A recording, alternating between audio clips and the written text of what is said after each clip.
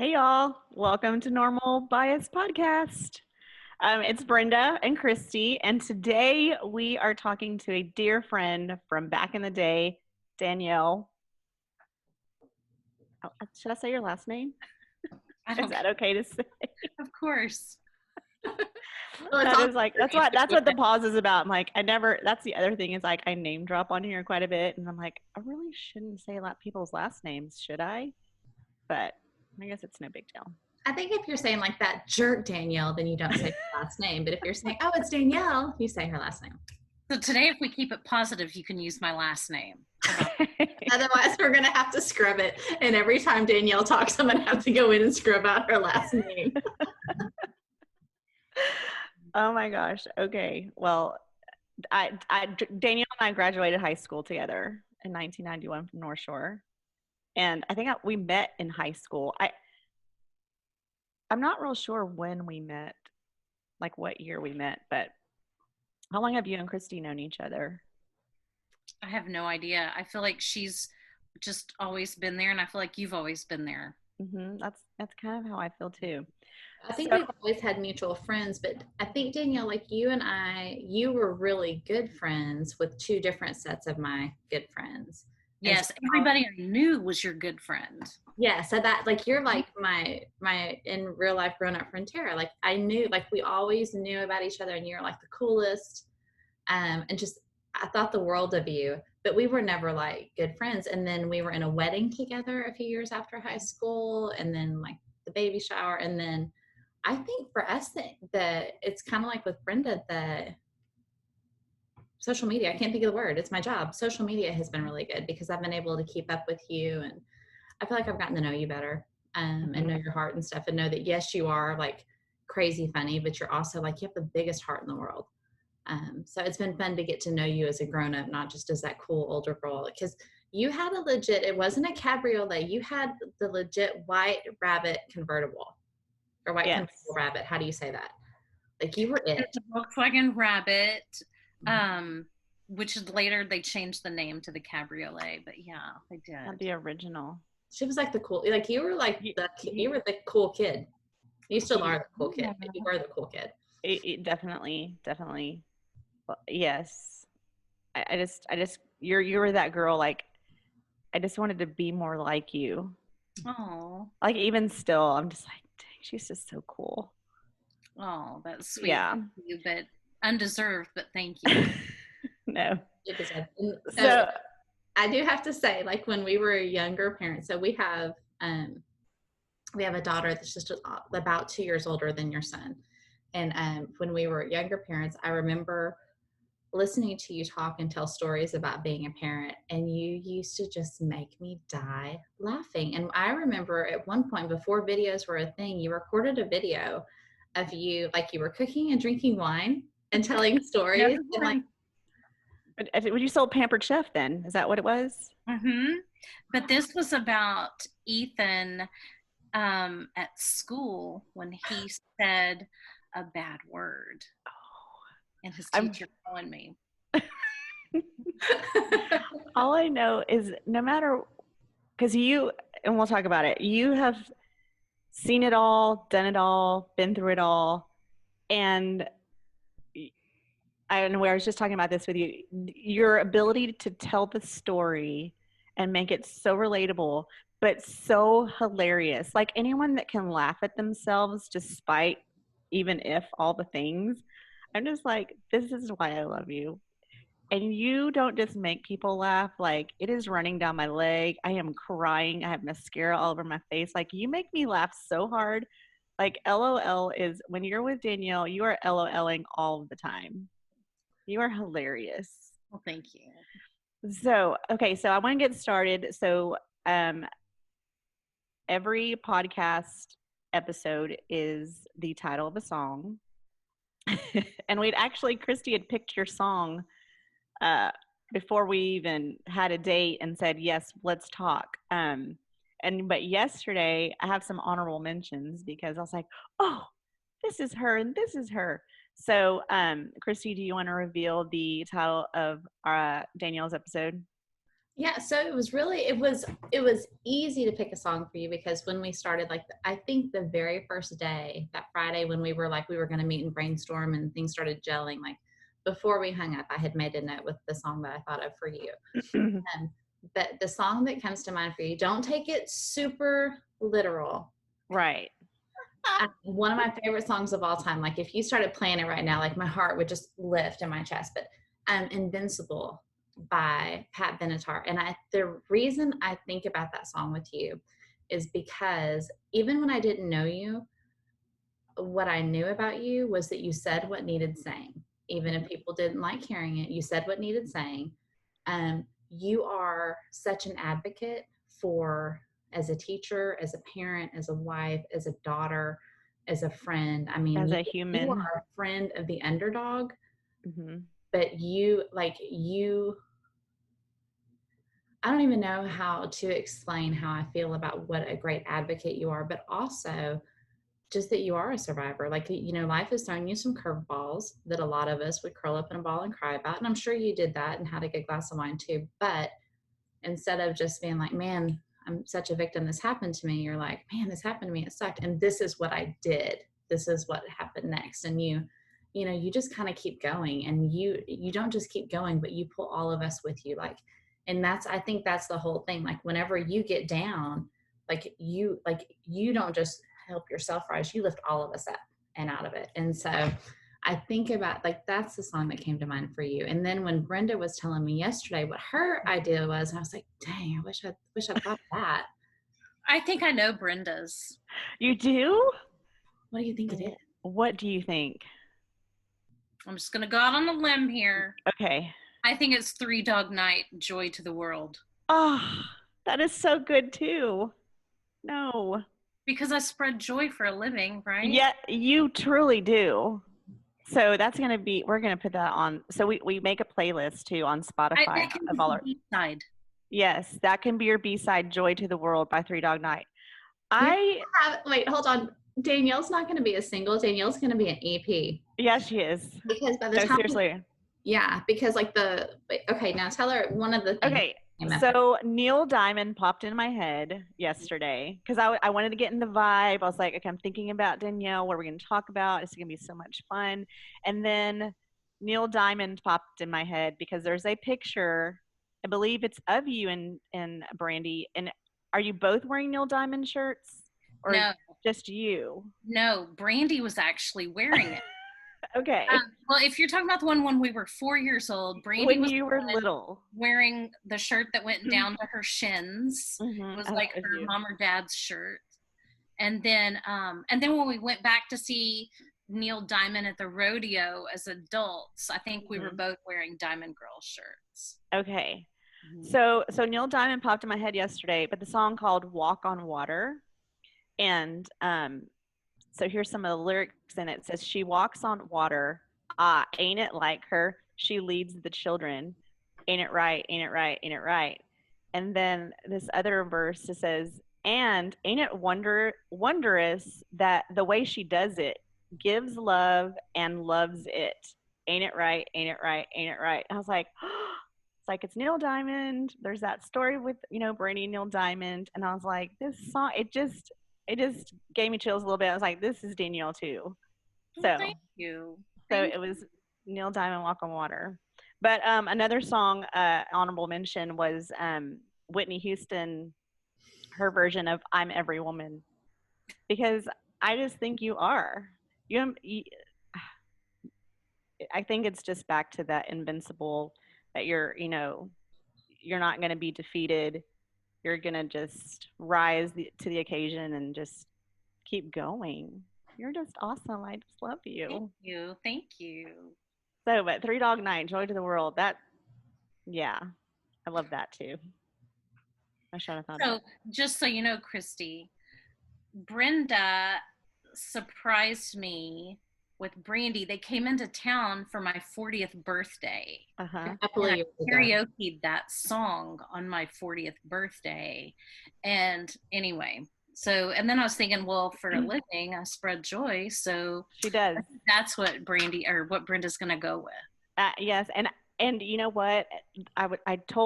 I don't know if I mentioned that's when we went to Kristi, but I told her I had a picture of you from that night. And there's this, you're on stage, there's an American flag, huge across the back, and she has her tiara, and she is holding the microphone, and she's just standing up. Just it's one of my favorite pictures ever. And like when I think of you, sometimes I think of that picture, and that was like an epic night. I think we like just went up for the night. And we did dive bars and just had a big time. We just really did. It was so much fun. It really was. But yeah, she did. So She's saying that. It was so exciting and humbling for me to think, oh my gosh, these people think my birthday is that important that they're gonna come into town for me. You know, I'm not a birthday celebrator. Right. My birthday's 2 days after Christmas. Mm-hmm. And so celebrate everybody else. Everybody's out of town, everybody's busy, everybody's tired of tacos, blah, blah, blah. What are you gonna do? And so yeah, so for someone to come in for my birthday to celebrate me during the holidays, that just really felt so touching. It was one of the best nights. It really was. But okay, so next we have some words just so that we listed that these are words that when I say these words, they are what remind me of you and why I love you. I have a really long list, but do you want to go first, Kristi? So I said a lot of my words already. You said a lot of your words? Okay. No, hold on, but I have more words. Okay, cool. And I have some visual aids. Oh, that's fun. I do. So I already said advocate, and I think that'll be maybe even a little bit clearer when we talk about what you do in real life. And you are a maker. You are, when I got to know you as an adult, I had no idea about your sewing talents and stuff. So Danielle, if you're watching, Danielle, you not just pieced, but I'm guessing you quilted the piece behind you too. You do it all, right? I did. And you made the tank top that you're wearing down to the stretchy, fancy thing. What did you say that is? French elastic? French fold over elastic. Thank you. Yes, those things that I don't know. You made that. It's gorgeous. You are so creative, not just in you're not a crafter, you're a quilter, you're a maker. Like the things that you make are quality, but you use the things that you make to tell your story, to tell other people's story. And you're so generous with your time and your talents. You're resilient, you adapt, whatever you do it with your whole heart. But the thing, you are one of those people, you can do so many things at one time and do them well. You amaze me with your energy and your capacity. But I have two things. Like once I asked Danielle for a recipe. This is our recipe binder. These are the keepers, like things that we print out and stuff. I asked Danielle for a recipe, and this is what I got in the mail. It's art. Yeah. And I was like, oh my word. I don't even know when this was. Danielle, this next thing, I think it may be like 6 years old. It's old. But 1 year, I do, instead of a resolution, I do a word of the year. You know what it is. Yeah. 1 year is love. Oh, I took pictures of my thing. I have one like that. Mine is hanging up in my room. So I'm going to put on my blog post. Yeah. So this orange is my favorite color. That is the heart is my logo. It's actually, I don't think y'all have seen you can't really see it with my pigmentation issue, but that's my tattoo. But this is what Danielle sent me when my word of the year was love. And then the back, I love this, my nerdy little heart with my glasses and all my pens and pencils. I don't know if y'all can see, but this lives in the living room desk and it's covered in cat hair too. But this, to get this in the mail from someone who, we're not besties. We're not we're friends and I love you dearly. Mm-hmm. But it was just, I was like, I want to give like that. I want to live like that. I want to see people, and you don't just see what we put out there. I think you see people's hearts. And I just you are, if I have a girl hero or a girl crush, it's you. And Same. I love you. I love the way that you love people. I love the way that you love your husband and your son, your mom and your dad, your people, your grandparents, your old friends, your new friends. You are just a lover of people and a collector of people. So I am grateful to be in your, like, to know you. Circle. Well, thank you, Kristi. Well, I could do this all day. I have I know, me too. I'm gonna let you go. So I just want to say that, one thing that the kids say these days, after if something's like really cool, they say AF. And I'm not going to say what that means. You can Google it. And then if you stop listening to this podcast, well, I'm sorry. But I could stick AF because when I say Danielle is these things, like she is this, like the most you can be, like brilliant AF, wicked smart, hilarious.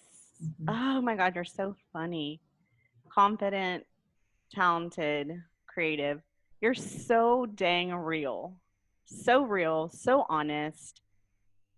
I mean, witty doesn't even begin to even, so you had to put the AFs, that's what I'm saying. Nacho mama. Like, Forgot about that. Danielle is nacho average person, like at all. Like she just isn't. You're present. You're all in.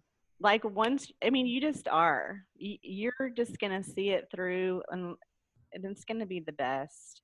You're an OG. You're original. There is not one like you. And I truly, when she said I am so lucky that you even say my name and know who I am.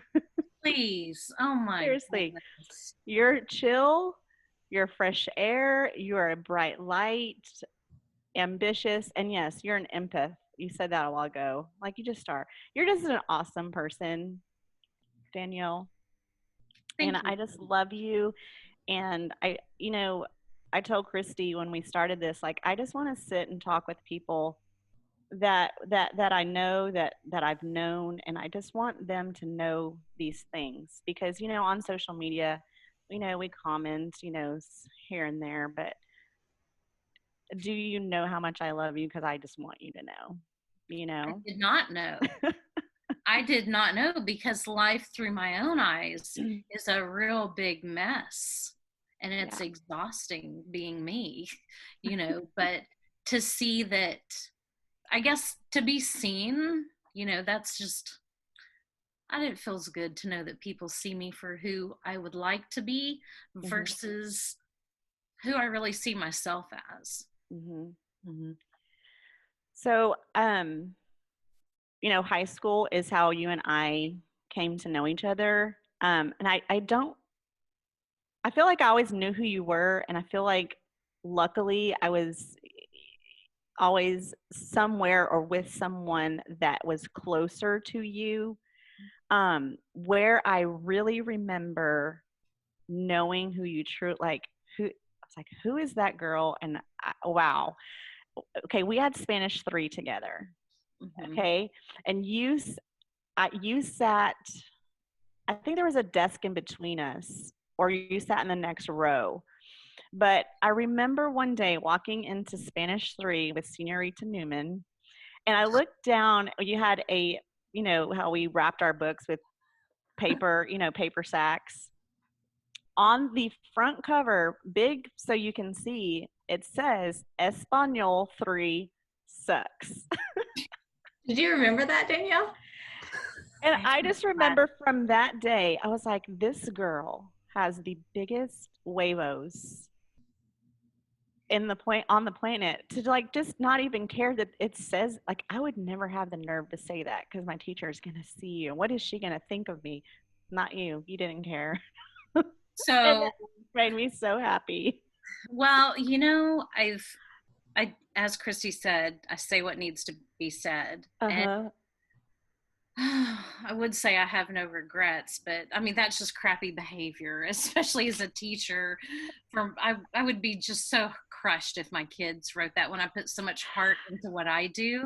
Then I'd take a look at what we went through in her class, and it was painful. It really was. And like you said, and it's true, it needed to be said, and everyone wanted to say it out loud. We just didn't have the nerve, but you did. And I just was like, okay, I'm a fan, 100%. Like, it just made me laugh so hard. Yeah. Well, thank you. I had just gotten back from being a foreign exchange student in Spain when we took Spanish 3. Seriously, I never knew that. Yeah, spent the summer there.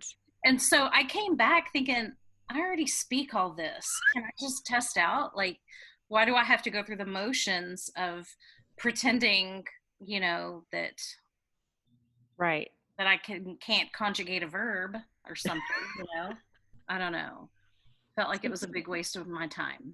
So have you kept your Spanish up, Danielle? Or does it just come back like when you're around Spanish speakers? So my listening is still pretty decent. My speaking is very weak. I sound like a 4-year-old Spanish speaker probably when I speak, but I can read it quite well and I can hear it quite well. And luckily living in San Antonio, I get to hear quite a bit of it. Mm-hmm. And everybody here speaks Spanish. Now, because everybody here speaks Spanish, usually I don't have to. And so, like if I need to call a parent and I've got, some few kids in the room, I'm like, does anyone speak Spanish? Can you call this dad and tell him this for me, or something like that. So I've gotten lazy with it, but it's dormant. Mm-hmm. It's there. Do you still keep up with your family that you don't? Mm-hmm. No, they did this as a business because they got paid for keeping students. So they'd have like 3 students at a time. So it was not, I never like real personal. Yeah, I never ate one meal even with the family because she would like feed me in the kitchen by myself. And then they would have like their family dinner and everything. So it was truly like I wasn't part of the family. It wasn't that kind of thing at all. Okay. Huh. I never knew that. Mm-hmm. So yeah. So balloon, like, oh, sorry. Oh, so I never really thought though that I needed parenting. Even as a kid, like I never felt like I needed that. And so, independent. That's another word for you. Mm-hmm, yeah. Independent. And so I've always resisted even being parented. So even like when my parents were trying to consult me about what classes I should not take my freshman year, my first semester away from home, they told me don't take calculus, chemistry, and biology with my other classes all at the same time. I'm like, how dare you think I can do this? At A&M. You have no faith in me. Like, I don't need your opinion. And then I ended up failing calculus and dropping chemistry. So clearly they were right, but even still, I've always resisted having people tell me what to do. Oh my gosh. I know what you came out of college doing. What did you go to college thinking you were going to do when you grew up? Well, my whole life I'd wanted to be a marine biologist. And then my freshman year, I did not know that either. Yeah, I'm a big Shark Week person. You know me. Well, I do know that. Before Shark Week was a thing. You were. And so it started at age 4 and it was an intense obsession for years and years. And finally in 9th grade, my parents sat me down. They said, listen, we have bought this long enough, but you got to be real now. You're not going to be able to live independently as a marine biologist because you're going to make trash money. So you need to come up with a better plan. And so, I know, right? Dream creatures, huh? Right. Yeah, because I'm like, they didn't know you. You can rock that. Mm-hmm. And so then Andy Lewis was giving a presentation in Biology 1 about forensic pathology and autopsies. I'm like, boom, that's it. I'm going to solve all these murders. Yeah. And so that's what I would do. And so even in college, my mom worked for the health department in Harris County. And so when I would come home for Christmas break or summers, I would go help out, like, the forensic pathologist that did the autopsies in Harris County. Oh my God. And I had so much fun. Yeah. And even when I lived in Galveston, after several years after college, I had a friend there that did autopsies. And so it's just always kind of been a thing, but chemistry humbled me. And so then I picked another major based on what can I be that you only need 1 semester of chemistry to do? Okay, I'll do it. And so even when I graduated from college, I still wasn't really sure what I was supposed to do with that degree. So I thought, I'll teach until I figure it out. Yeah. So, and you went to A&M? I did. And so what is your degree in? What did you get your like official degree in? I have a degree in health education with a minor in English, I think. Okay. Mm-hmm. Yeah. In a couple of years. Yes. And then master's in literature and a master's in educational leadership. Dude. One from U of H Clear Lake, one Lamar. And you just finished your ed leadership. You've done that in like the last decade, right? You did that as a mom, didn't you? I think I graduated December 2009. Yeah, I was gonna say you were a mom when you did that one. It wasn't like you were like, oh, what should I, you were busy and you did it. It was huge. Yeah, I think Ethan was about 3. How old is Ethan? Is he going to be a sophomore? 15 last week. Mm-hmm. Yeah. Wow. Okay. So, I guess when you lived in Galveston, so we graduated, we had, so I just don't remember from graduation to your apartment in Galveston, that's when we kind of, I saw you again and we started to, our friendship resurfaced. And was that after college? It was. Mm-hmm. That was after graduate school at U of H Clear Lake. Okay. And so I had made a deal with one of my girlfriends, that, hey, if we're not married by age 27, let's go live like in an urban loft. So she's like, okay.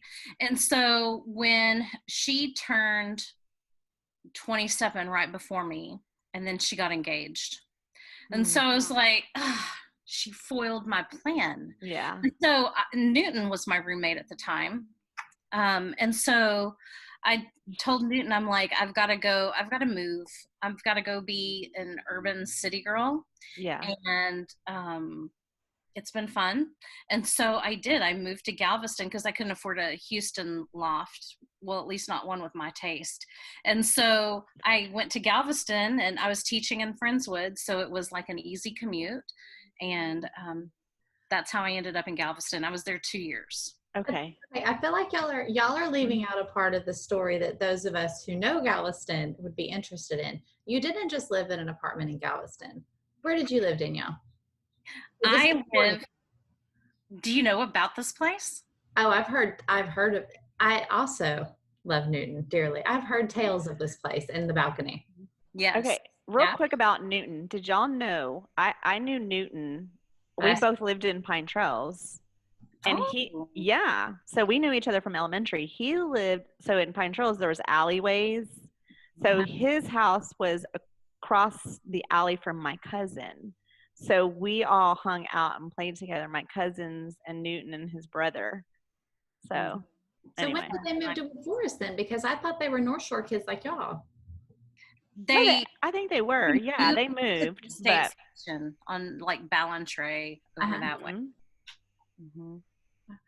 So yeah, so all connects. So we go way back, but so talk about your amazing loft. This loft was truly amazing. It had like these 14-foot ceilings and the windows that you would raise to the ceiling and then step out onto the balcony, and it was just an incredible place to live.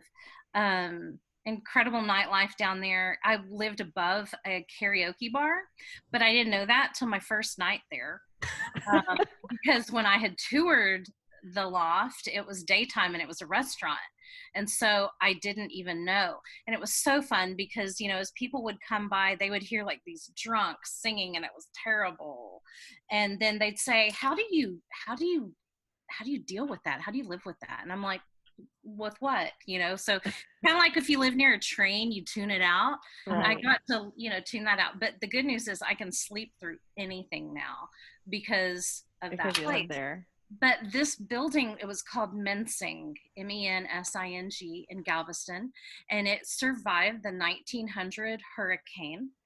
And so when all of those people, was it 6,000 people died, they had all these bodies to contend with. And so they dumped them at sea and then they washed back up.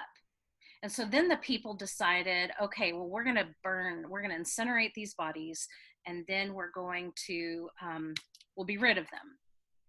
But the bodies wouldn't light because they were waterlogged.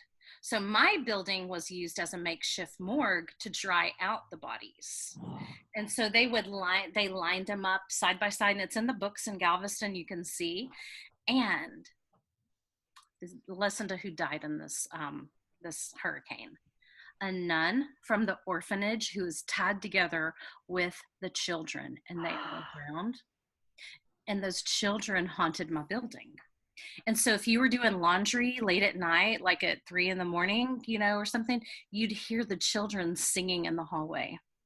Now, I never did, because I heard that ghosts will not reveal themselves to you if you don't believe in them. So I'm like, I don't believe in it. I'm not.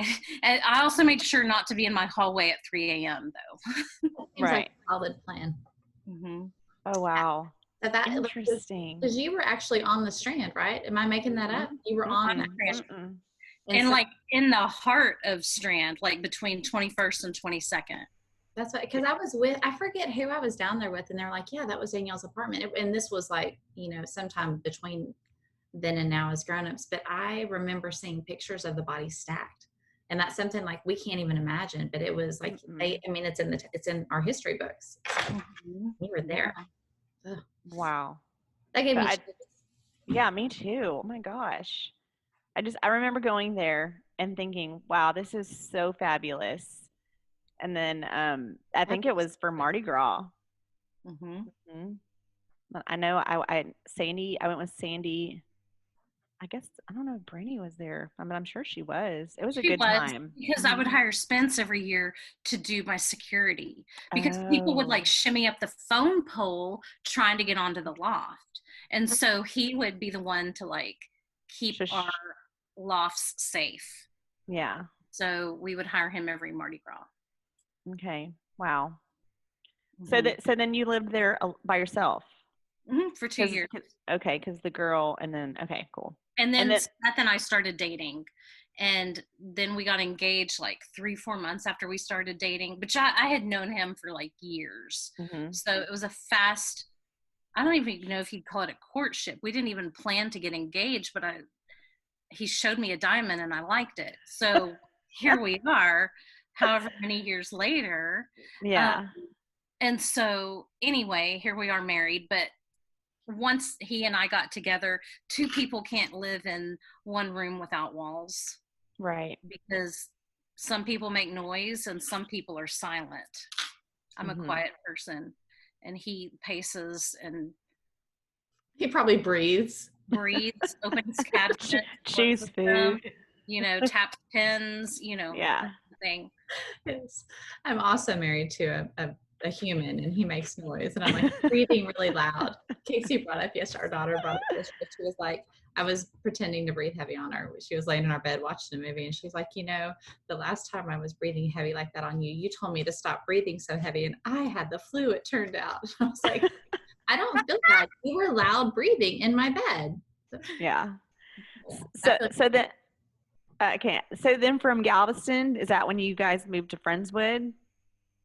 Is it Oxnard? Is that the street? No, we actually went to North Shore for a year because my grandmother had surgery, and she was very frail. I think she was like down to like 88 pounds, and they weren't sure she was going to live through it. And so we moved to North Shore and just rented a house on Holly Park to be there for a year, be close by in case grandma needed like help or something. And then that gave us time to figure out where we were going to buy a house. And so then did you teach in Friendswood? You did? Even in Galveston. Oh, in Galveston. That's right. You said you went. The 2 years prior to Galveston, I was still teaching. I was teaching in Friendswood as well. And so I lived in Meyerland and drove to Galveston or to Friendswood, and then I commuted from Galveston to Friendswood. So I've taught there 10 years. I think one of the coolest things that you did, and you are one of those people, like you still have relationships with so many of your previous students, but what did you start in Friendswood that I just think like I don't know. Was it my sewing club? Yes. But you didn't just start it. Like you like got legit machines and everything. You taught these girls, right? Okay. So we cleaned out people's garages, or we asked them to bring us your old sewing machines. Well, it became such a hit. There were only like 1,000 kids in the school, and it was only 7th and 8th grade. And so would you know that we ended up with 90 kids in sewing club? What? And, I've always believed, say no to drugs and all these things we tell kids not to do. It's not as effective as telling kids, hey, here's what you can do with your time. Mm-hmm. And it's hard to smoke weed if you're busy with your hands crocheting, right? So, that's kind of what we did. I gave them something to do, and something that also built community, something they could do together with their friends. Mm-hmm. And some of them are even still sewing. Wow. Mm-hmm. That is amazing. So tell me. And listen to this. One mom was so grateful because, I used to always tell my middle school kids, these are the ugly years. You're never going to be uglier than you are right now. You're just going to get better looking for the rest of your life. And so it's like a hard, awkward time for kids. And so, this one mom was so grateful that it gave her kid an outlet, that she donated machines. And I ended up, because we were using all these hodgepodge machines, and every one of them works differently and has its mm-hmm. own quirks. And so it was kind of hard managing that volume. And so one day in my classroom, there was like this line of kids, and each one was holding a brand new in the box sewing machine. Wow. Not just any sewing machine, though. I remember this. But I mean, it brought me to my knees. Like, ugh. Am I imagining that they were Genomi's? Like, they were like legit. They were Janome sewing machines. Okay. See, this is why I'm like, this gives me chills, because mm-hmm. we'll get later in your story. You actually went and worked for Janome. I was a contract worker, yes, a national educator for them. Oh, okay. So I don't know, where have you always sewn? Did you learn as a girl? Like, because I feel like, again, all of a sudden you're whipping out these beautiful, just quilts that I'm like, what? So in high school, I saved my money and would go visit the skirt at Talbot's. And mm-hmm. it was a sarong, and it was a beautiful, like, burnt sienna color of linen. And it was $90. And this was, in the 90s. And I saved and saved, and finally got to buy that skirt. And then I got it home. I was like, this old rinky-dink skirt with 2 darts in it, and not even any seams, and just a rolled hem. Like, if someone would give me a piece of linen, I'm pretty sure I could make this. And so my mom tried to teach me to sew so I could mm-hmm. make some skirts and some sarongs, some short sarongs. And we'd pick out the fabric, I'd get it cut out, and then usually like about on the second seam, she'd be like, get out of here, I got it. Because, daughters can't learn from their mothers because they don't listen to them. And so then I would wake up the next morning, my skirt would be finished with a "Made with Love by Mom" tag sewn in it. And so when I went to college, I had all these fantastic skirts that I had made. And in time, I had actually learned to make the skirt from start to finish. Mm-hmm. And then I got into quilting and led a double life in college. So one night a week, I would go to this quilting bee from 6 to 9 p.m. on Wednesdays.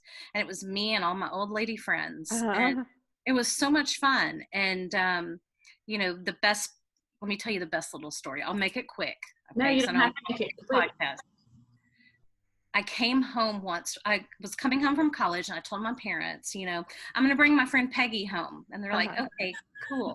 And the last time I had been home, I had brought some of my wild friends home, and we played quarters on my mom's dining room table, which went over real well. So they, they're ready for a weekend of quarters or whatever it is that we're going to be playing. And I show up with this 55-year-old woman who was older than they were at the time. And so my parents have always said, that's just like you, Danielle. Who else would show up when they're in college with their sweet little older lady friend, which 55 sounds really young now, but right. 55-year-old quilting friend, Peggy. But when you're 19, it's not. So that is awesome. Because so I just, and my kids, you have quilts that you made them. Oh, that's right. Yeah, they have. And then I still have my word was listen, and I look at it every day. And then I have my pillow. Like, there's also, so I can't remember. I have a runner too, a Christmas runner, and I think that the tag that was on the outside of the gift, it was also just beautiful, and I hang it on my tree as an ornament because I did not know I was so it has it was like my stuff. I think my name is stitched just like one simple Brenda on the back of this like teal fabric. So I'm like, this is too pretty it was just a gift tag, but I hang it on my tree as an ornament. Love that. And that's like, Danielle, you have such a good eye for design and color and stuff, so that like you're really like, you're just the whole package as a wife, right? I mean, you can make a beautiful pioneer woman. My husband is really thrilled with my ability to make a Christmas tag or a quilt. He probably brags to all the other guys, like, well, I'm sure he does. I'm sure. Hey, you can see my wife's free motion quilting stitch. Yeah. Oh my gosh. So when did you make it to San Antonio? Like, what was that time frame? 2008. So after Galveston, North Shore. Friendswood. Then we bought Brandy's house. We bought Brandy's house in Friendswood. Yes. And then we, my husband's company was relocating to Kentucky or Tennessee or something like that. And I looked up, the schools there and thought, I don't know that that's really where I want to teach or raise my kid or be this far from home. So let's see what else we can find instead. And so HEB, largest privately owned company in the United States, hired Seth. And, it's been wonderful. I think it's been 12 years. Oh, wow. So how... Oh wait, I'm gonna back up a bit, just because I think his job is really interesting too. He doesn't yes, he works for HEB, which is lovely, but what's his profession? Like, if I was gonna hire him, what job would he be looking for? His degree from A&M is in food science and technology. And then he works in food manufacturing, and he has mostly worked in dairy. And so he's been in dairy for, I would say, all but probably 3 or 4 years, 5-6 years of his career. I think that's fascinating. And, here with Bluebell, like, we know people that do the same thing here at Bluebell. And I'm like, you're all geniuses. Absolutely. And wow, how I'm sure this, first of all, HEB, I mean, Harvey, Ike, like, I love my HEB. Like, HEB is an amazing company. But to be in the midst of this pandemic and like how that has affected, just everyone in grocery and in food and how does that look for him right now? It looks, me looking at it through my eyes, through his eyes, it looks fine. It's really wonderful. They told him when they hired him, we need you to make as much money for this company as you can so that Charles can give it away. And that's what happened. So their charitable donations are much higher than pretty much, I think, like double what most companies do. And so, it's just wonderful getting to see their heart for service, which mirrors, Seth and I both have a heart for service as well. Yeah. And so playing such a key role. And I knew that HEB would always take care of their Texans, but when that Florida, which I don't even remember which hurricane it was, when that Florida hurricane hit and all those trucks full of supplies from HEB were headed there to help care for those people. And in Louisiana, when they've had disaster, I mean, that right there, I think speaks volume, because they're caring for people that can't even shop there. Right. So that it's a wonderful company to work for in terms of you feel good at the end of the day. It's not just that you made money for some company, but that you really helped out your community by working there. Mm-hmm. So. That's awesome. Mm-hmm. Yeah, I always think of him when I go to HEB. Like, yay, yay, yay, just all of those people. Mm-hmm. It's just a good place. So how hard was it for you to leave those 90s sewing? I mean, you were at that school years. I mean, any of your students, but to create that sewing group and that community for them, how hard was that? Building Leaving it is there? easy because that's what I do. I'm a Yeah. starter. I like to get things going. I'm the idea person, and then I get it the way I want it, and then I'm ready for my next challenge.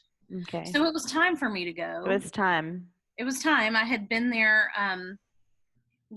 10 years, and it had evolved over time. I only did the sewing club probably for 3 years toward the end there. And then I was ready for what was new. And so when I came to San Antonio, I started as a GT specialist here. And so like I got to go to a brand new school that was just opening. So then I got to build a whole program there too. I didn't do it as a sewing club, but I got to really be a key influencer in that, in their gifted programming, which was exciting as well. So that's what I like to do. I like to build. And then when I get it the way I want it, I'm ready for something new. This is another thing that I love about you is that you set your own rules.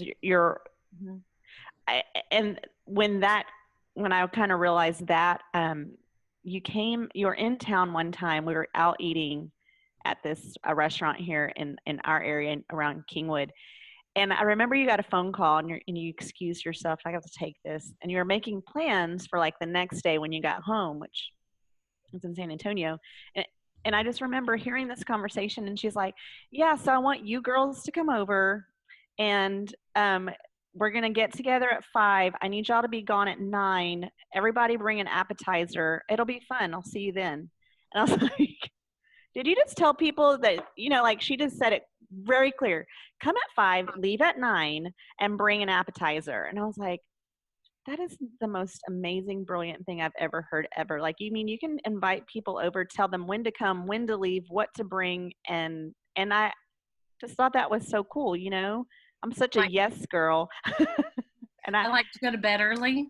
Yeah. And I'm no good after 7 o'clock anyway. So, 9 o'clock's already pushing it. Yeah, and it is just like, it was so a matter of fact, in which I wasn't surprised, but I was just like, it didn't even dawn on me. I was like, I can just set my own rules and just do it how I want to, and people will still show up. Well, but I think too, Danielle, you just have a gift. Like, we all know people who, like, if you were out of this context, if we said, you set your own rules, like, you're kind of picturing someone who's abrasive or kind of, rough, or but not at all. But you're not at all. Like, you, no. One of my favorite quotes about leadership is, good leadership is getting other people to want to do what you want to get done. And you are a true leader, and that you say it, you get it going, and you, like, people are like, oh, okay. But you don't ever talk to people in a screw you way, or an I would no. You're never like arrogant or any of those things. You were just like, all right, this is what it's going to be. And we all say, that sounds great. It sounds great. And we know when we get there, it's going to be so much fun. And we're, and we just can't wait to hang out with you. Thank you. See, from my perspective, I'm bossy. Oh, I think you're a leader. I think there's a difference. I think as women, we feel bossy because we're like, people have always told us that, but I don't see you as bossy at all. I think I think of you as a leader. If you get bossy, I'll feel comfortable telling you that, but right. I see you as a leader. For sure. Anyway. So, okay. So you're in San Antonio and you're working with GT. Was this high school or middle school? Middle school. Okay. So you got there. And so how long did you do that? And then I think the next road on your journey was Genome, right? So I did that for 3 years. And then there was the whole we're like $6 billion short in Texas. So we're gonna have to make major changes. And they told me that I would need to move to high school. I was like, no, I'm middle school people. Yeah. So I started thinking of, well, what can I do instead? How can I get out of this? And so I started making like a list of all the things I could do with my life. And then I was like, okay, well, let me look at my budget. So then I decided, you know what? I could just quit my job. And if I can find a way to make enough money to pay the grocery bill, we don't have to really change much about our lifestyle. And so I didn't know grocery bills were so high though. But anyway, so that's why I got into like baking bread and like, you know, doing a lot of cooking, because I had to find ways to save money. So I quilted for a living. Mm-hmm. And then all right, Nacho Mama, your company. NachoMamasQuilt.com, yeah. Yes. And then I got pretty decent at it. And then I got I guess I got the attention of a national sewing machine manufacturer, and then they invited me on board. And that's what I did, is I traveled around the country teaching people to sew. It was really a sales job. I didn't realize that when they hired me, but it's sales through education. So, you know, the short version is, hey, I teach you how to make this cool thing with all these exclusive features on this machine. And then you say, wow, that was easy, but I don't know how to use another machine, so I better buy this one. You know, so that's kind of what my job was, is let me show you how to make something, and so that you will be successful doing it, and then you're going to want to buy this machine.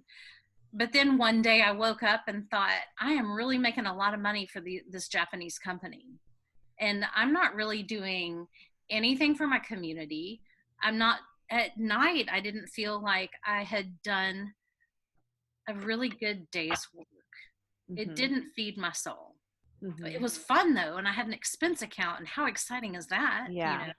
But, and I got to travel to all kinds of places, but I don't like to travel. I like home.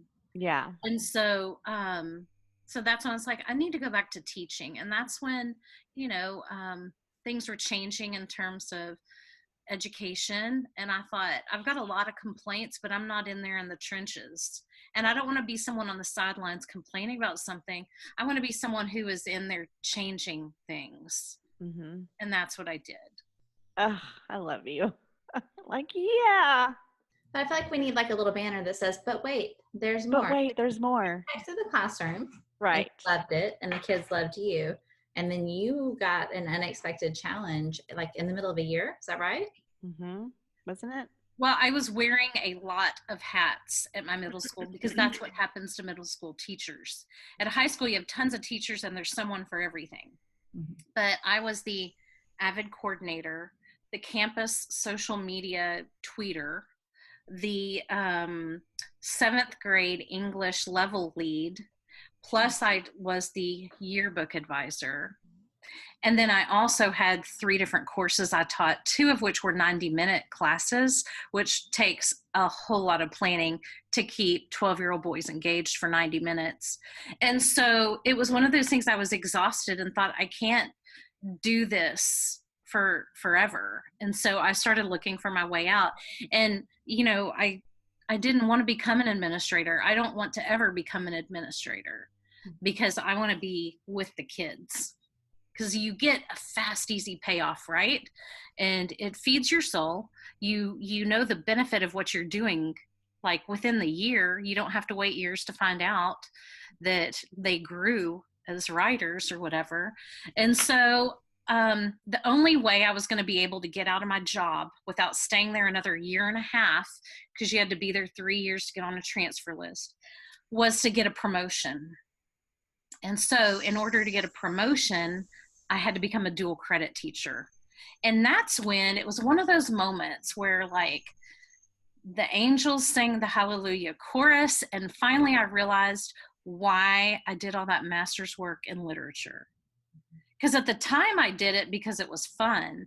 I was like, this is never going to pay off. I make more money teaching public school than I would at a college. So I don't know why I'm wasting my time with this, but I love all the academic discourse.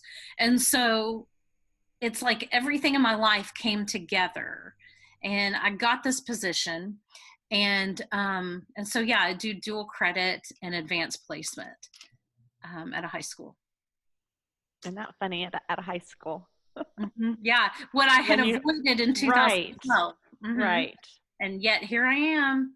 Here you are. And, even back to the Genome and you're traveling and it just wasn't for you after all. But I always think about how you're out there touching people's lives and just making their day brighter or making them laugh or making them smile, just how you have with anyone else in your life. And so I always just thought that, like, even if it's not for you, right, and you're going to leave, that's okay. You need to be happy. But I just think you have still touched people's lives. Thank you. Yeah. I remember I had to pick up one of the other sewing educators the morning after Trump was elected, and she was devastated by him being elected.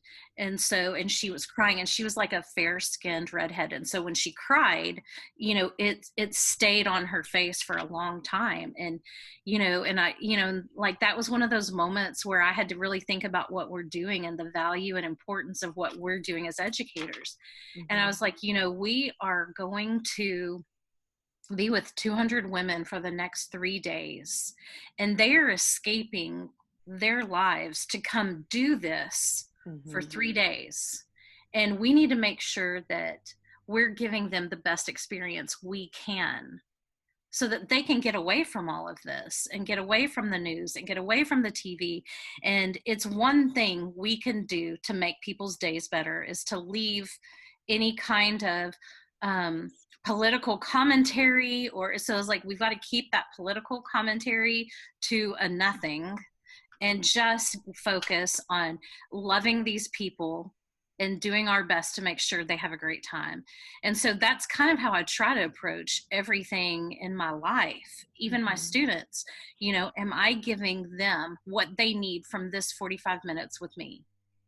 Am I the teacher that I would want to be in that class? How do I handle criticism? Is that how I would want my teacher to do it? And so luckily I'm real introspective and able to do that. But, I think that is important. Is the way you make other people feel is really it's one thing you can control, is how you treat people. Well, and I definitely think that you leave people better than when you found them. Thank you. Even back to those 90 kids who sewed, like, I can't even imagine they've gone to teach someone else, or maybe they've, like, just the whole ripple, like, of the legacy of, you've left. That's cool. I'm so glad I know you. And some of those kids from that era of my life, they're grown-ups now, and they follow me on social media and whatnot. And would you know that they're always reaching out and asking for podcast recommendations. Some of them are even into like true crime now and asking, like, can you recommend a book? Or if I ask everyone, hey, I need a book rec, they're always quick to jump in with, you've got to read this. I know you're going to like this. And I always love having that kind of relationship with people where they know you well enough to be able to recommend a book or a podcast too. Right. Well, speaking of know you well enough, so I got on your Facebook earlier because this thing you posted a while back was if you were to give a TED Talk. What did you see that one? It said, if you don't mind me reading some of it, it's really funny. Oh my gosh. Your post got a ton of interaction. I remember that. Yes, like, it did. Respond, but I was like, yeah, because I wanted to. But it was, yeah. If I announced I'd be giving a TED Talk, what topic would you automatically assume I'd be speaking on? And you said, indulge me. And it was just fun to read what people wrote. And, it was all spot on. Murderers, quilt making, unsolved murders, serial killers and true crime, weddings, what is this? Anyway, just a ton of stuff. Celebrations. Oh, yeah, celebrations. Better yet, how wit and wisdom gets you through the day, complete with pie charts and graphics. Fictional narratives reveal media bias around historical serial killers. Just fun stuff. I'm just like, that is a hoot. And we would all tune in and we would be on the edge of our seat listening to whatever it was you had to say. So I was like this far away from having a true crime podcast. Seriously? Yes, I was at a dinner party in Nashville where one of the ladies is like, my husband needs someone that he can banter with to do a true crime podcast. And so I was like, give him my number. Yeah. And he never called. So do it. You and Anna. It is his loss. Yeah. I don't have time to do the research right now because my life is busy. And I know we're not supposed to glamorize busy. Like, that's a thing. I think I learned that from you, Kristi. But I can't find a way to get off my fast-moving train. And so I'm just trying to embrace it all. Mm-hmm. So let's be real about that, because one of the things that I have appreciated about you since you've gone back in the classroom is you give it your all. Like, you are a 200% teacher. You don't just show up when it's time to show up and leave when it's time to leave. And you really give it your all. You work hard at teaching, as most of the teachers I know do. I don't know many who aren't awesome, but I don't know many who are as awesome as you. But one of the things I appreciate about you is how you put your family first. And in the summer, you really do unplug. You will, like, you guys take your, I don't know, can you say camper? That feels less than what it is, but you guys like legit unplug and go sit by a river and connect, right? So like, is that something, this summer is a little bit different, because normally I think you'd be counting down the days until you can park somewhere. We were camping last weekend. Were you? And I think Garner's open again, right? Is it Garner where you go? State parks, I think, are open. I don't think they're open for overnight camping. But we usually go to private campsites because they're a little quieter, you know, especially if they don't allow tent campers, then it's like nice and peaceful and quiet.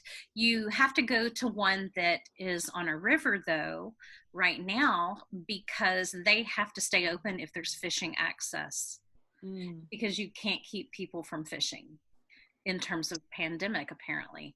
And so that's how we were able to get in. But, you know, I have a lot of rules for myself that sometimes I'm good at following and sometimes I'm not.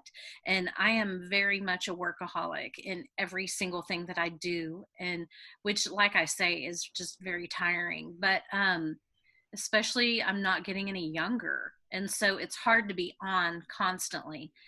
And so, but connecting with nature is one way that I can recharge. But in the summer, I don't allow myself to think about school until August 1st. And so, like, I don't even allow myself to read teaching books before then. I try not to even read stuff for school, because that just gets the wheels turning and all that creativity going, and I can't stop.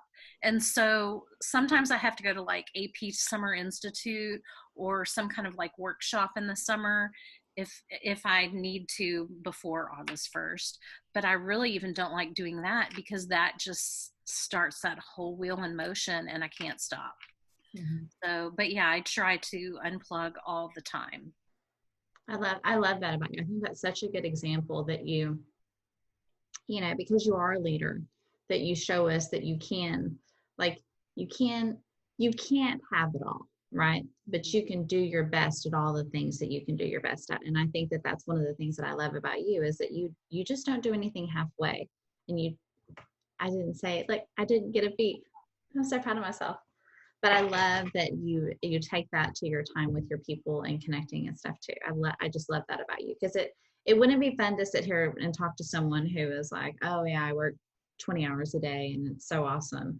You pack a lot into the time that you work, but then you're just a great family person too. And you have, like, we didn't even touch on your relationship with, you know, like with your family people and stuff, but you're just good at it.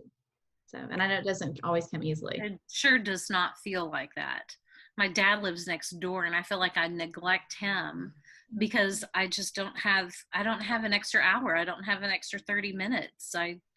I'm go, go, go. And so I try to make up for that when I'm on breaks from school. But, I feel like I'm doing double time right now. So I'm just terrified at what next year looks like in terms of school. Right. And, how am I going to build those relationships? And who am I as a teacher if I don't have my relationships in place?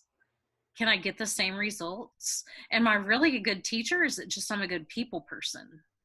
And so there's a whole lot of existential banter going on, party of one in my head that I can't resolve the answers to, and it's like, should I just go ahead and not come back next year till this pandemic works itself out? Or should I just continue being ineffective?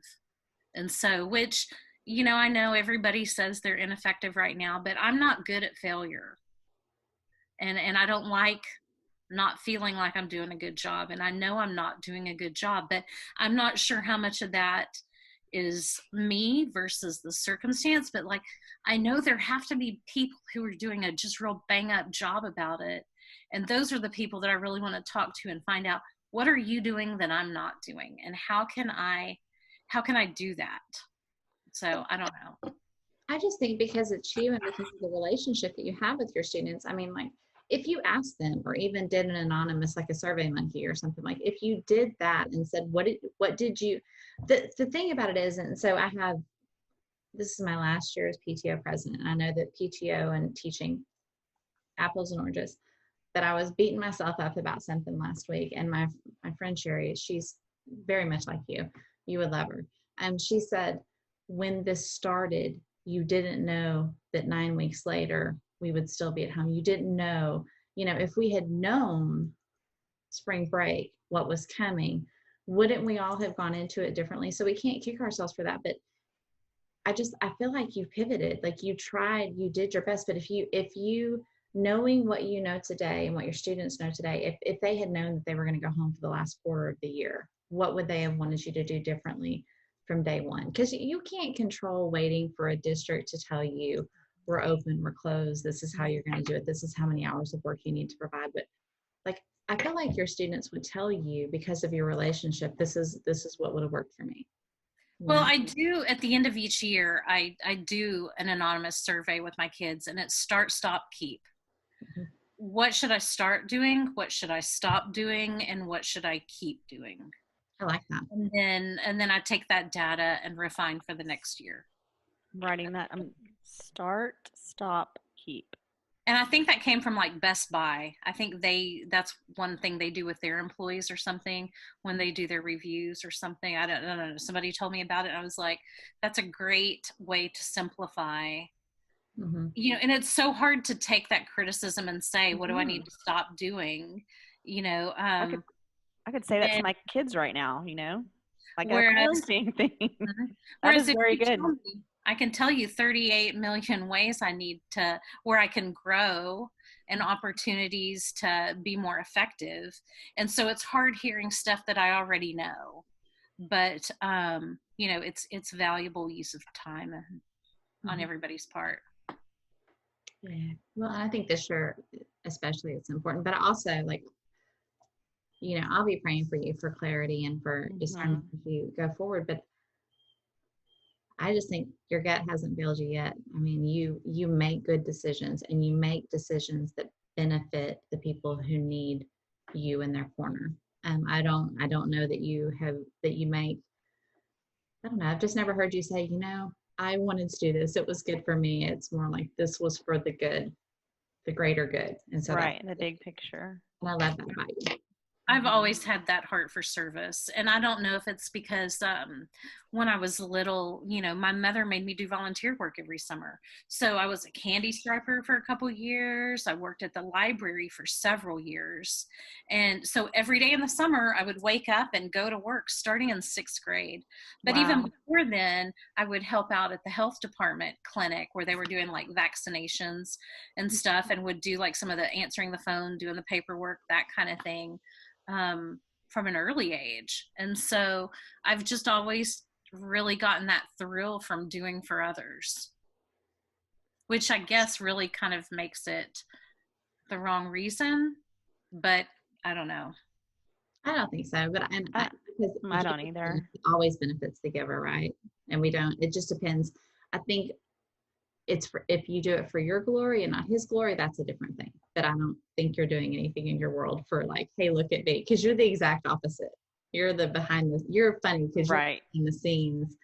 You're colorful, and no offense, but you can be loud, and I love that about you. But you're like you have a big personality and that little body, but you're not like you're never say like, little body again. It's true.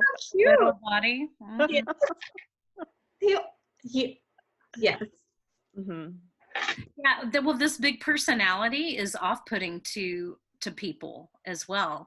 Anytime like those quiet introverts, a lot of time can't handle me, and they don't know what to think. And, and so that's one thing as a leader that I have always had to do is always make sure that I do ask other people's opinions and not just go with my own vision, which is really my natural proclivity. But I try not to steamroll people because that's truly what my nature is. But I've had to kind of work on that. And, I'm an only child. And so as an only child, I'm pretty much used to Danielle's world, like I do get my own way because there's nobody else's way to have, like I didn't have a sibling to argue with or to concede to or anything. It always got to be my way because I was my own little person, my own little world. So I do have to, I have a question about your marriage. Seth, does he have siblings? Yes, he has a sister who's my age. Seth is actually 3.5 years younger. What? Oh. I think I knew that. I forgot, but yeah. Mm-hmm. See, I thought I was a cradle robber because I married a guy who's 3 months younger than me, but 3.5 years. Mm-hmm. That was smart. Mm-hmm. You were thinking ahead, weren't you? Yeah, so that's like 3 more years I get with my husband until I think it's brilliant. Maybe I can die first is my hope. Maybe he can outlive me because I don't want to live without him. So tell me about Ethan, who is brilliant, crazy smart, funny, so many things that he has gotten from his mama. And he is also an only child. Do you see any similarities, like, of yourself and him, and what do you think of that? Or is he his own person? He is, I don't want to say he's shy because, I mean, he'll get on a stage and perform, or he'll, engage in debate tournaments. Right. I would love to see that in person. So I hate to say he's shy, but he's doesn't have that loud personality attribute that I have at all. He's not like living big and bold by any means. He is his own quiet, reserved person, and I'm trying to foster leadership in him, which it's there. It's just, when he sees people acting the fool or something, he doesn't try to intercede, and I'm definitely that person where I'm like, so tell me about this, right. How's that working for you? That sort of thing. Ethan doesn't minister to people. He's like, let them be their own, self and let them figure it out. But I will tell you, when he's dealing with me, it is, I'll give you an example from age 4. Okay. We had a little girl next door. She was 6, and that day we're playmates. And so one day he said, is spinach a grass?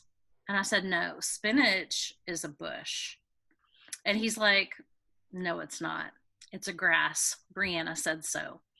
And I said, well, Brianna's wrong. And he's like, no, she's not. Hey, aren't you a teacher? And I said, yes. And he said, then you should know this. So he's got that quiet arrogance about him that makes me want to like flip out. And so last night, we have a side business. And so last night, I paid him for, the last week of work. And then And then I put on Venmo, because you're such a decent kid. And then I was like, can you go get me some ice water? And he's like, no. And I'm like, I'll pay you $1. He's like, okay. So then then he brought me the water, and then he's like, you gonna Venmo me? And I was like, okay. So I Venmoed him $1 and put, I take back what I said about you being a decent kid. So he's a lot of fun. He's hilarious, but he also talks about things that I really don't care about. He's really into foreign affairs, and he's really into politics, and he's really into Andrew Yang. I don't even know who that is. Like, yeah, he ran for president. Yeah, he was like an entrepreneur, and yeah. Actually followed him on Twitter for a little bit. My neighbor was into him. Yeah, and then he right now he wants to get into investing, so I'm teaching him how to do that. So I think he's going to buy like a bunch of stock on tomorrow maybe. So that'll be exciting. That'll be his first large investment, because he's been making a lot of money working for us since he's been out of school. Yeah. And so I don't know. It's fun watching him grow. I know I won't be ready for him to leave the house. So I keep hoping that, he'll go to UTSA and stay here at home. Right. Until I'm ready to part with him, till I'm ready to quit parenting. But, I don't know. It's fun. I love parenting. I love providing those opportunities to watch him grow. But he is like a pain in the butt sometimes, and talks about chemistry, philosophy. Oh, listen to this. He's an atheist. What? Is he really? I bet you guys have the best conversations. I bet y'all do. I'd just love to here's the thing. It's my own fault that he's an atheist, because he got into philosophy in 4th grade. So I bought him some like Jean-Paul Sartre, existentialist, material for him to read. And he was like, there's people who don't believe in God. Like, it had never occurred to him to like question the world and the why we do things the way we do. And so then he was like, I found out, I think through my dad, because of course he didn't tell me. And so he is a Andrew Yang loving, arrogant atheist. That's a lot of A's. Wow. Well, is he going to listen to this, do you think? Because I don't want to be detrimental. Why would he want to listen to us talking? Yeah. No, he wouldn't care. Well, the thing about it is, like, y'all know where I stand on the whole Jesus thing, but that is exactly the kind of kid, like, if he decides to come back to the church or whatever, he will do so much good. But even I just think there's a lot of space for people who think and who learn and all of that. And I just can't wait to see the good that he does in the world, because that, like you tell, I'm not like, oh man, he's an atheist. I'm like, man, right. Yeah, I know. Because he went to church camp yourself. Yeah, the seeds are there. Youth group leader for, when he was in middle school Edge at church. And then, I paid $1,000 for him to go to Georgia to church camp. Then I found out he's an atheist. And so he was like, can I go to church camp this summer? I'm like, who are you going to pray to? Like, I'll pay for half of it, and you pay for the other half, and you can go. But I mean, that's before all this. And so I've just asked, I said, if you'll just keep an open mind, and you don't know at what point God is going to reveal himself to you. And I just want you to not dismiss it when that happens. And I told him, I'm like, I questioned a lot when I was younger too, but at 32 is when God revealed himself to me so clearly.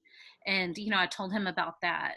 And I'm like, and I just want, when that time comes for you to be able to hear that. Yeah. So we'll see.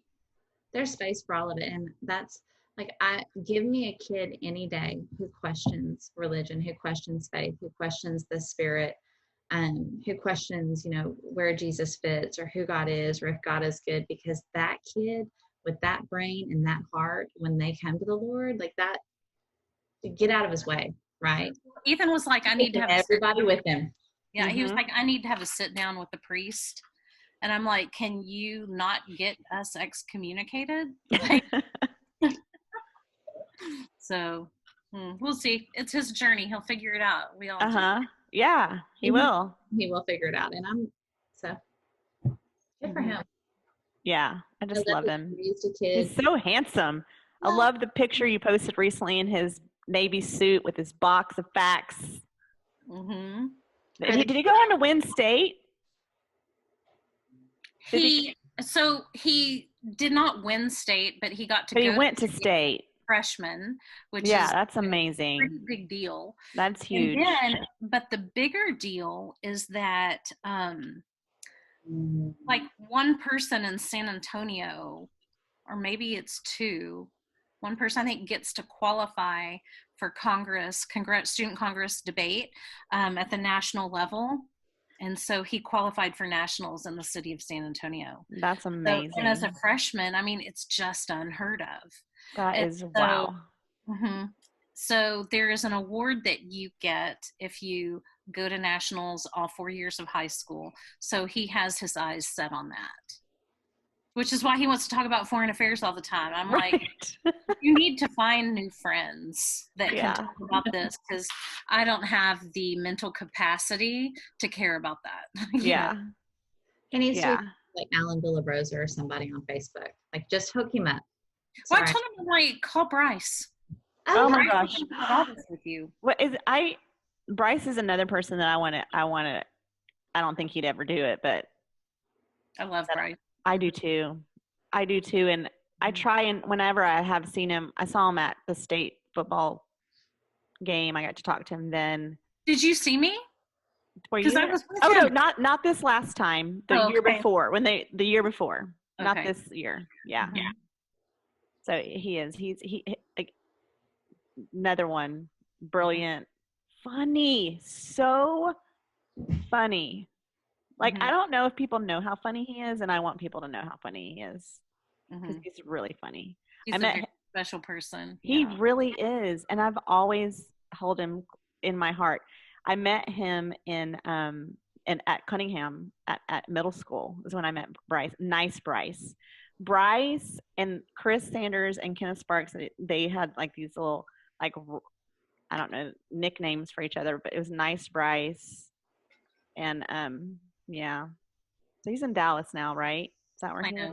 Yeah, Plano. Mm-hmm, Bryce. But I just want really quick, because I still can't stop smiling. So behind, if you're watching on YouTube, behind Danielle, we've talked about her quilt, but there's a frame just right behind her.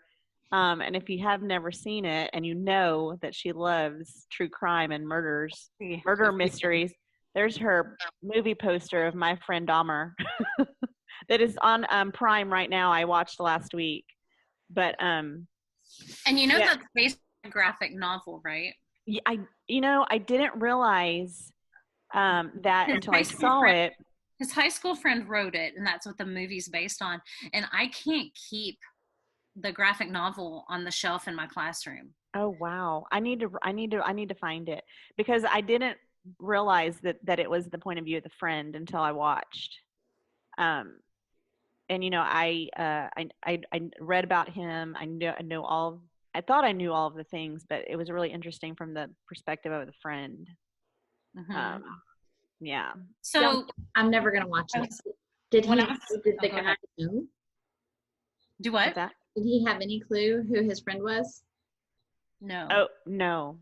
Okay. Sorry. Looking back, there were some clues. And the movie ends prior to his first kill. Yes. So it's the adolescent years of Jeffrey Dahmer.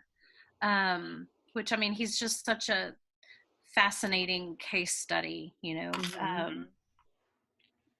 it devolved, but yeah. And I didn't realize that it all was kind of going down right around when we were graduating high school. So that's what I was just going to say is, we had in, is it Miss Landry? She had us do in history current events that we had to turn in every week or two. Every week mine was on Dahmer. Yeah, it was. That's when it all happened. Yeah, it was. And if the fire hadn't burned my house down a few years ago, I still had all of my your articles and their little page protectors printed on the dot matrix printer. You did. Oh, we didn't even talk about that.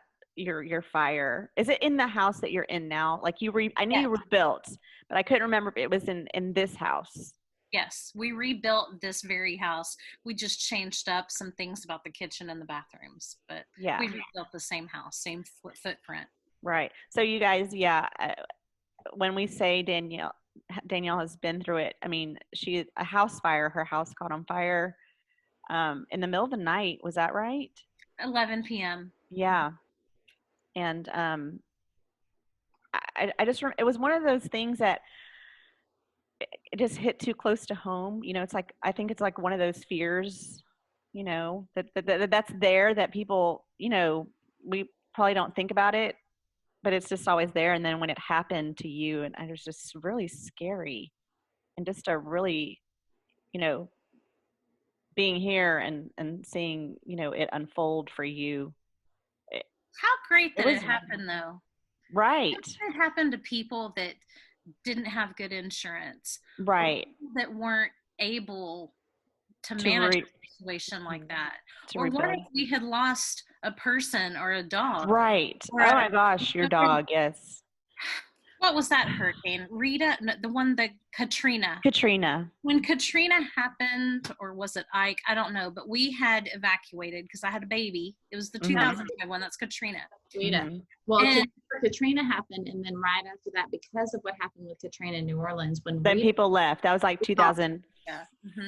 I don't remember which of these, but I remember I went to Plano to my aunt's to evacuate, and I remember walking through Walmart, and because I went just to get away from the family and everyone, I needed to go be by myself. So I was walking the aisles, and I saw some cute socks, you know, $3 socks, and they were pink and white and super cute, and I threw them in the basket. And then I thought, I better put these back, because these $3 socks, although they're not a big deal, I may wish I had these $3 later. And I may lose everything because, you know, it hadn't hit yet, you know, and that was the moment when I came to terms with, I have everything important with me. And if I lose it all, it's just things. And I can't replace my quilts, but who cares? I can make new ones. I've still got like another 50 quilts in me, you know. There's nothing here I can't live without. And once you have that revelation that I had in Walmart, of all stupid places, you know, it's so freeing to know that you can really get through anything. And so the fire, although it was hard, it was just things. There's nothing that couldn't be replaced, and it all got replaced, and then some. So we lived through it. You know, we had a lot of people reach out to us and say, you know, can we set up a GoFundMe for you? But I had a vacation planned a couple weeks after the fire. And it was with my in-laws. We were just going to the beach and in Florida. And so, you know, of course I was like, no GoFundMe, because I know how you North Shore people are. I would probably have about $30,000 in a 24 hours, because I know everybody would have come together and would have made some grand gesture. And I'm like, I can't. And although it was like hard, like the first week or two after, you know, that fire, like I don't have a hairbrush, little things like that. Can someone buy and bring me a hairbrush? I didn't have my car keys. And so, and I couldn't send someone to go get car keys for me, because it has to be me because it's in my name, you know. So all these little problems, you know, happened. But anyway, it's just things. And this, invincible, powerful, too powerful to be defeated or overcome. That is you, friend. Well, thank you. And thanks for talking to us. Oh, it was fun. It was great fun. It's so nice to see y'all. Same. And like Kristi said, you know, prayers and thoughts. I hope that you know, you get the answer as far as next year and the teaching and what's going to happen. But, you know, every year I plan to leave teaching. Mm-hmm. And then the end of the year comes and you see the success in your kids, because it's awful February through like March. The end of April, right? And, well, yeah, really, till after standardized testing, right? But then the end is so good that you're like, let's do it again. Yeah. You know, the thing is, I'm getting cheated out of the let's do it again part. Right. Mm-hmm.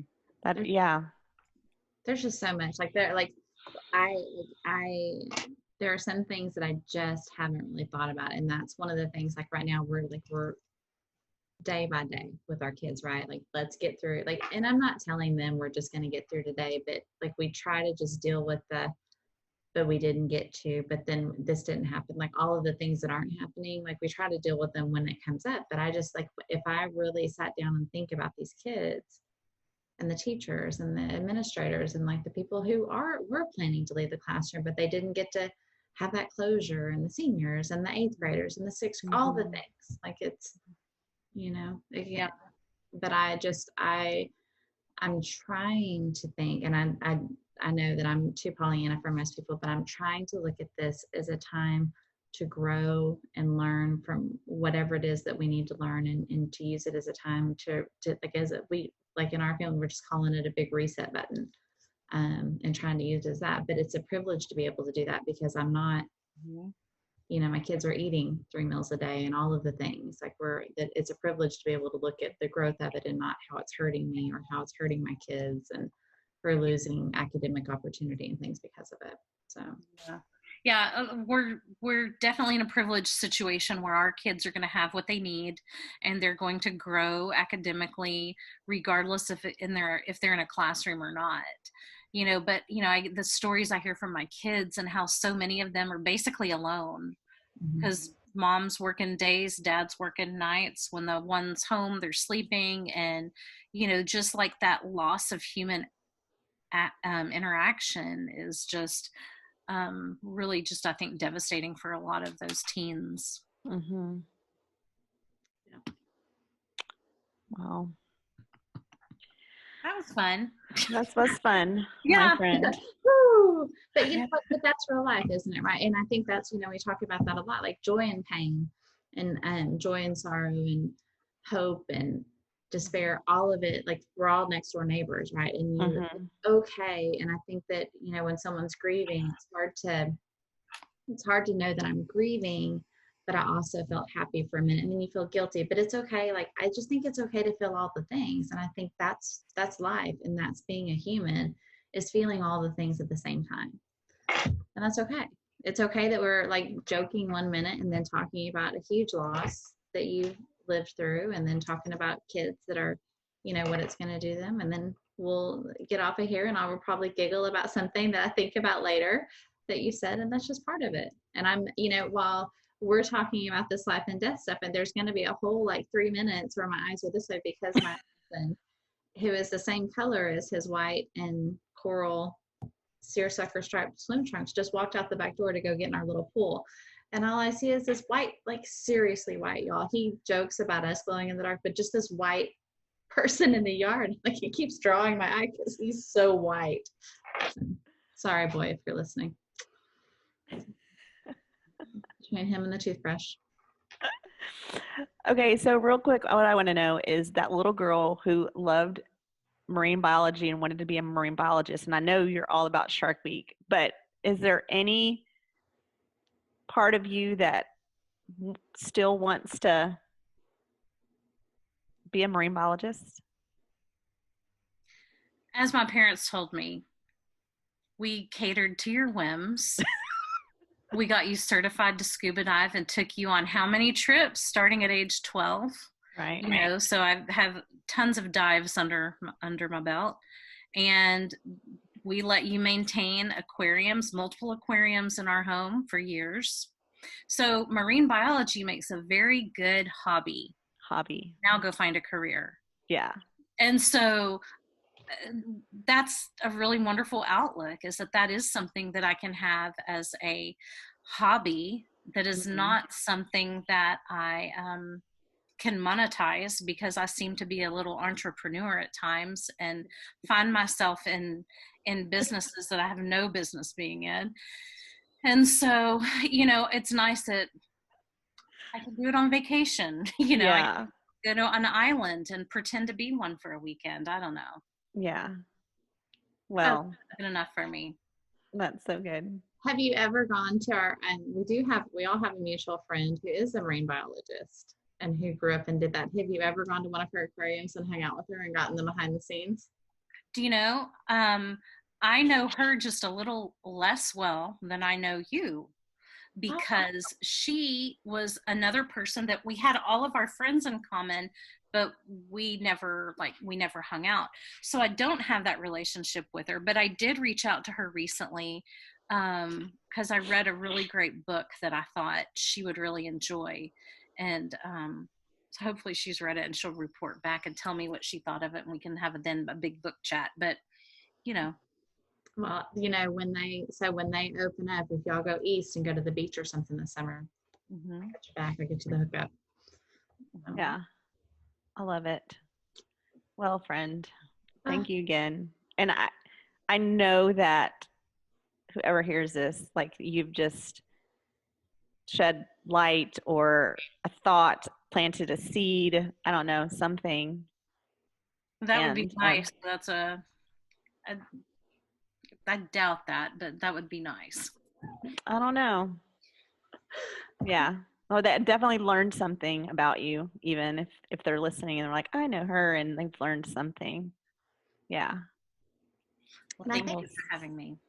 Yeah. Well, thanks for letting us dig into your brain a little bit. And I think that Brenda, that's one of your favorite parts. It's like we look at people and we make assumptions based on what they want us to see or what they project. And I think that's one of the fun things, is to get behind that, to your heart, to your brain, to your like your, the things that you dreamed about when you were little and that stuff. I love that. I love. I've learned a lot about you today. I mean, I don't want to sit here and pretend like we're besties and I know you the best, but I've learned so much about you today. I'm like, wow, this is fun. I like it is fun. Well, then y'all are in the right line of work doing podcasting.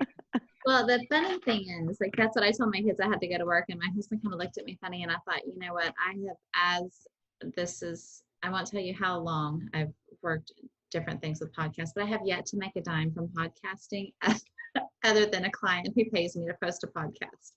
So maybe one of these days, maybe we'll break even on something. Maybe. You never know. Who knows? But if you ever want to do a true crime podcast, I'll get you going for free. Just because I don't listen to podcasts like that, we totally listen to you. Yes. Ooh, la, la. We need, yeah. Maybe it's not even, maybe you don't start with true crime. Maybe you just like tell some stories. Well, Ethan and I did banter a podcast episode. A couple years ago. It was on we have a camping webpage, and so that we built, and and so we did one about camping and one of our favorite camping spots, and did a review of it, and that was kind of fun. But then he grew up and became a lot less fun. Dang, those teenagers. Quarantines. Yeah. No, but definitely you would have a great podcast. Lots of stories. You're the best storyteller. I love that. Thank you. All I need is an audience. Yeah. Hey, we're gonna get you one. Yeah. Well, girls, have a great rest of you. So it's Sunday. Yeah. Usually we record in the morning and we get on and we say good morning. Usually, usually 3 times we've done it before this, but so we get to go now. I don't even know what time it is, but we get to go it's Sunday evening. No, you had to wrap it up at 4. So yeah, so I may go sit outside. It's so sunny out. I haven't been outside this weekend, so I may go sit outside. I'm gonna go to Pearl Brewery and walk around. Oh, that's cool. Love it. Some ice cream for me. We just want to go walk by the river walk down there and things out. Do what? You're going to Lick? Do you do ice? Well, I mean, I know y'all that Seth's the dairy guy, but have you gotten the ice cream there? Is it Lick? I never go down there. We don't do Riverwalk because of tourists. And so, but now that nothing's open, it's kind of a nice time to go walk down there because there's nothing there. Okay, if the ice cream store is open, they have the best, like it's very youth. It's local, it's healthy, but it's also like they have the best flavor combinations. Healthy ice cream. I tried that Halo Top once. Worst day of my life. No, this is like healthy. It's not healthy. Like you can get healthy, but it's just like good. Okay, because this was like flavored baby powder that I had. Have you had that Halo Top? I have. I don't every now and again, but it's like that greasy on the top of my mouth. I just can't do that. Like with the coconut or whatever it is. Just give me some. I know, like Danielle and I have agreed to disagree about this one thing. I am a Bluebell vanilla girl. All for the HEB, but I'm a Bluebell vanilla girl through and through. And anything else, I'm like, Did you see the freezer for Ethan's birthday? Yeah. We filled the freezer with ice cream. Ice cream. And it was Bluebell. Isn't that y'all's tradition? The last day of school, y'all have ice cream for dinner? Mm-hmm. Yeah. it's a good one. I always love that. Well, I just, Kristi may not want to be my friend anymore, but HEB's Rocky Road is the best Rocky Road. Like it beats Bluebell. Sorry, Bluebell, but HEB Rocky Road is the best. But they do have great ice cream. I'm off like that Texans Tackle Crackle, whatever it is. Yeah. I don't still make that, but that's one of my kids' favorite. Oh, yay. Have you had the Bluebell one that has like the Monterey House candy in it, the Leche Quemada one? Yes. No. Okay, so in San Antonio, everything's HEB. So there's not a wide variety of those Bluebell flavors. And so, there's like a dozen flavors maybe, and that's it. And so, like, that's when I saw it once. I bought it. It was amazing. And then never again. But, like, that was one, like, I'd like to get my hands on that. You can't get the banana pudding one here either. So, like, I would buy more Bluebell if they would bring the flavors I want. Mm-hmm. Man, that's a blast from our past, those little candies in the Monterey basket. Did y'all ever go, like there were 5 of us in my family growing up, and like every once in a while, like Monterey House was the only place we went out to eat on a Friday every once in a while. And I remember like if we, like, you go and you dig in the bottom of the basket, there was only 4 candies. It's like heartbreaking. Oh, yeah. I mean, they would bring another. That would be. It was like that initial, like, oh my gosh, like I'm not going to get a candy. Danielle, you can email them. You can go on their website and talk to them, and they'll tell you like where, because there's so much of their stuff is regional. You can tell them, or you can just come visit. Yeah, like, hey, Kristi.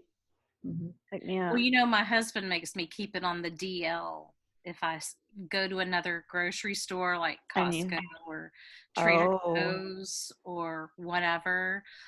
So if he found out I was emailing Bluebell, I don't know.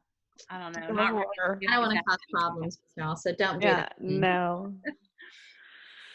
Love you guys. Y'all go have it. Yep. Go keep spreading joy to the world, Danielle. I will. Y'all too. Well, thanks. Thank you so much for having me. And so we are going to be posting on Wednesdays and Fridays. So your episode will be posted on Wednesday for everyone to hear. I can't wait. All of our moms. All of our moms. Yes, all of our moms. And we also do a blog post too. So you may see a little blurb about it on there also. So fun times. Yeah. Now we have time to actually do all those things instead of getting off of here and publishing it. Like now, right? You take time to write some nice words about you. Mm-hmm. That's good. See, you're the tipping point between the hey, we're just going to hang out, and to someone's we're trying to be and it's like, we have to do this right if we're going to do it. So that's right. Or maybe it's like this because now we're going to work. Right. All right. Well, I can talk to y'all. All right. I'm going to keep starting this conversation over. Yes, over and over. All right, you guys have a great Sunday. Thank you guys for listening. Go like and subscribe. We're on Apple Podcasts now. Yep. You're on Apple Podcasts. You can listen. You can watch us on YouTube. That was really good. I like how you got all that in there. Yeah, thank you. All right. Don't forget to look on the B side. For joy to the world. Joy to the world. All right, you guys. Love you. See you Sunday. Bye, guys. Bye. We'll see y'all. Hey, y'all. Thank you for listening to our guest today. Next week, we are going to sit down with our kids. My son and Kristi's daughter have just completed their junior year of high school amidst this pandemic. And so they're going into their senior year, and we want to know how they feel about that, what's going on in their minds. Yeah. So we hope you'll listen. Yeah. As Alex says, we're going to talk about feelings. Yes. Boys love that. So we'll see y'all right here next week. Hey, Yeah. and you know what? We'll even change clothes. Yeah, there you go. Well, I may change PJs. Bye. Thanks for listening.